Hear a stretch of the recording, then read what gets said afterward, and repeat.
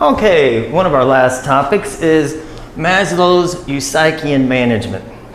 This is about the good society and good management. What Maslow is doing here is he's taken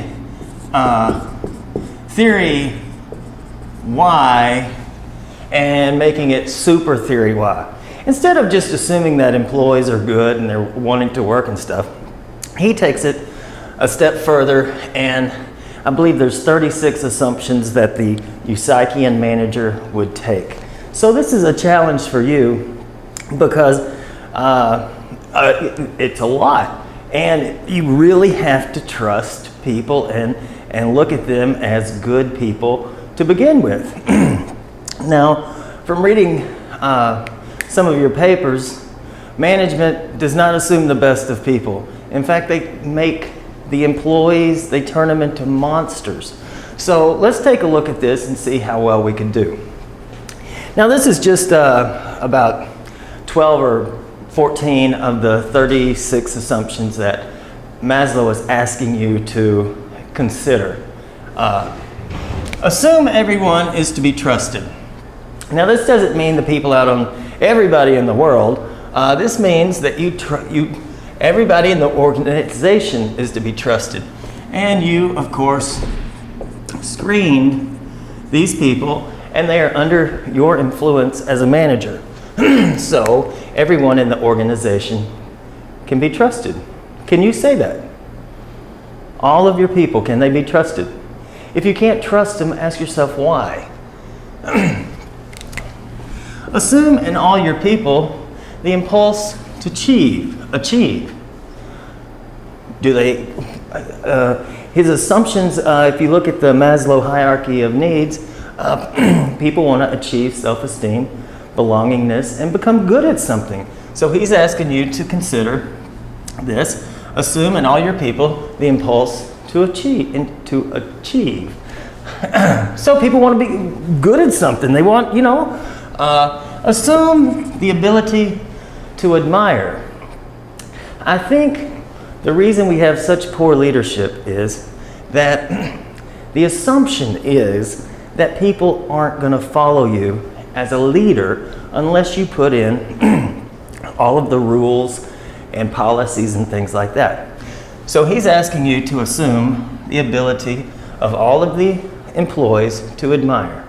That means that they have the ability to admire and might even want to admire, and they want to become followers to a leader. Assume that. Now we're on the hierarchy of needs, and he is to say, assume that people are not fixated at the safety level. They need the belongingness. It's not just about the money. It's about meaningfulness, which is what he goes to.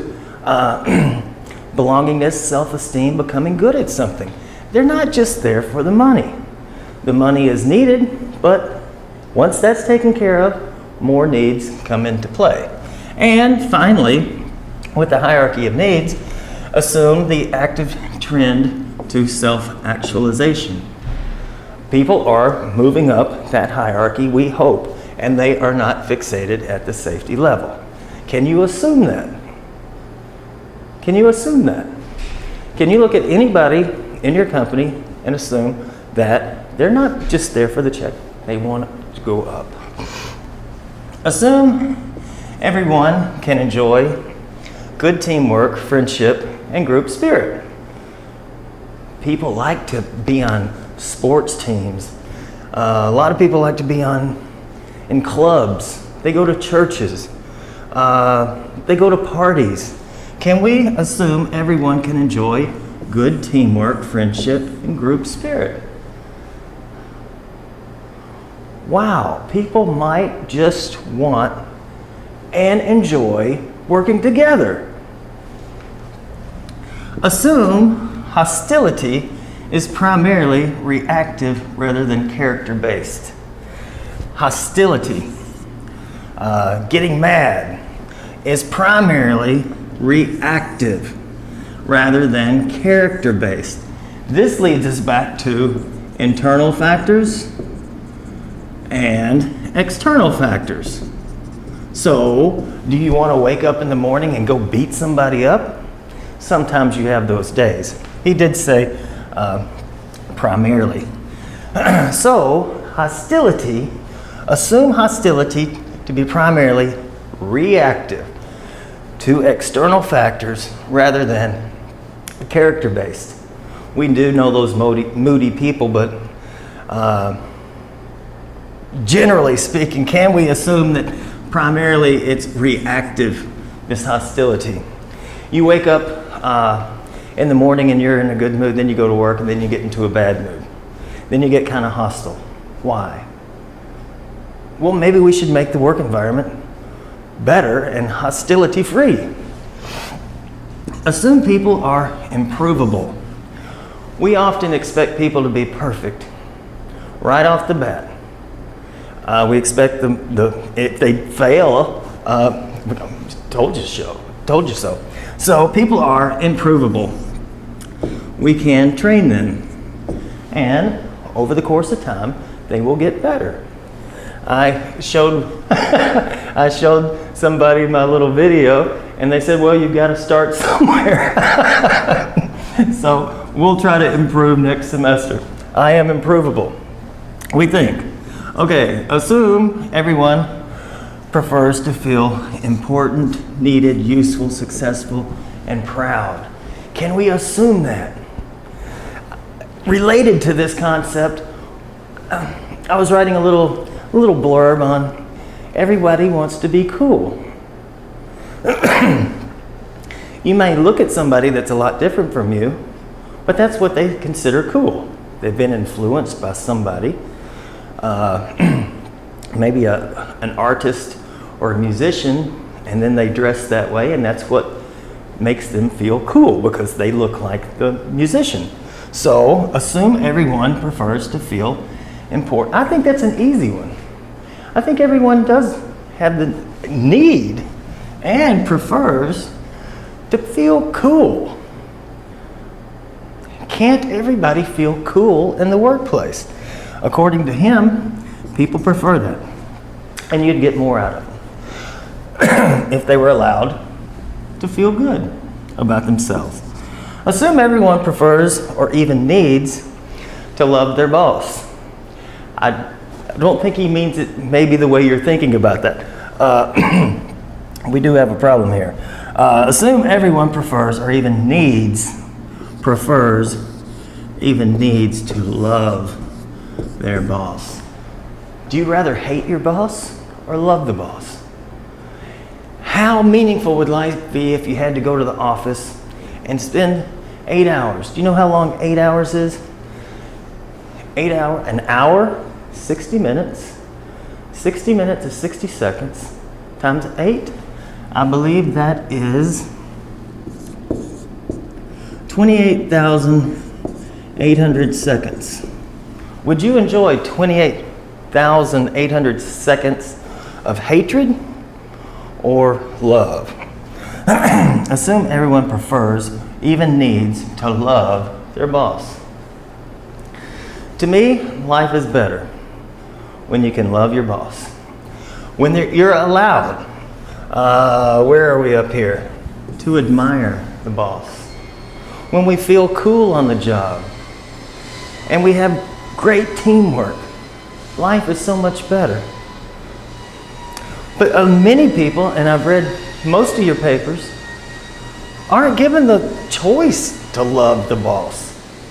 You're stuck with having to hate the boss, even though you would prefer to love them.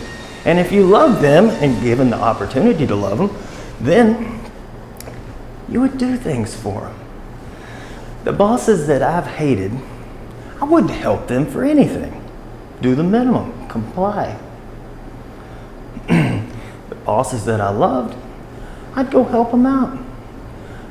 Help them move to another house. Do favors for them. I think everyone prefers to love their boss, but they're not given a chance. Assume everyone dislikes fearing anyone. This goes back to the article on dictatorships and bosses. In a dictatorship, you can't remove them. basically, they can remove you. And when you're given that situation, you know not to speak up. It's safer to shut up. It's safer to not take any risk. And you're in a state of fear. When you have that dictator, you're in fear. People around the world under dictatorships know not to talk. They know not to get out of line, and they know how to be secretive because they don't want to get into trouble. They're in a state of fear. So, Maslow is asking, can you assume that everyone dislikes fear? Well, if you want people to be on your team and they dislike fear, get rid of the fear. And we've been through plenty of causes of fear. Assume a tendency to improve things. My boy at his grandma's house, she noticed that he could not walk past the piano bench that has a little cushion and just walk past it. He had to straighten it up. Every time he noticed it was crooked, he had to straighten it up. Do you ever go take a picture and make it crooked? Well, if you're an artist, that might look better, but we have a tendency to improve things. So why do we have the assumption that people don't want to improve things? Well, the Eupsychian manager assumes the tendency for all to improve things. Assume people get more pleasure out of love than hate. There are those things that we love to hate. There's those people we love to hate. But he says more pleasure out of love than hate.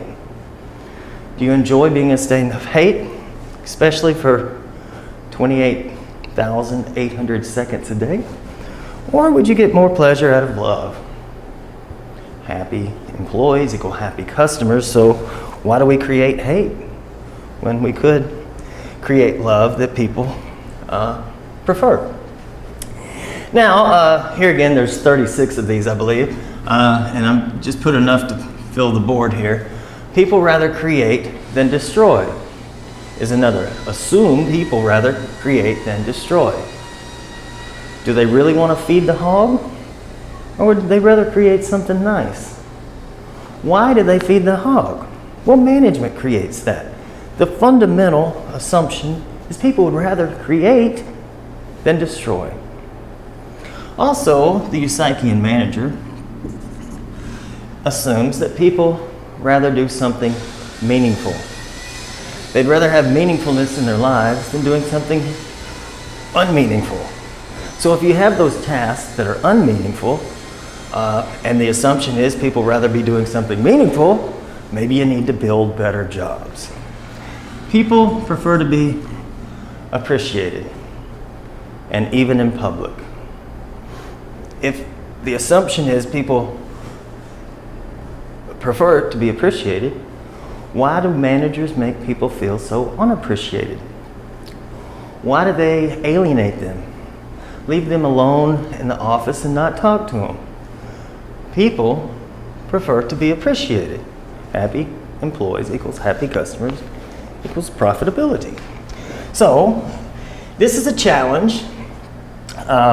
Go to the Moodle and read all 36 and see how many you think you can adopt. So, there we go. It's super theory Y.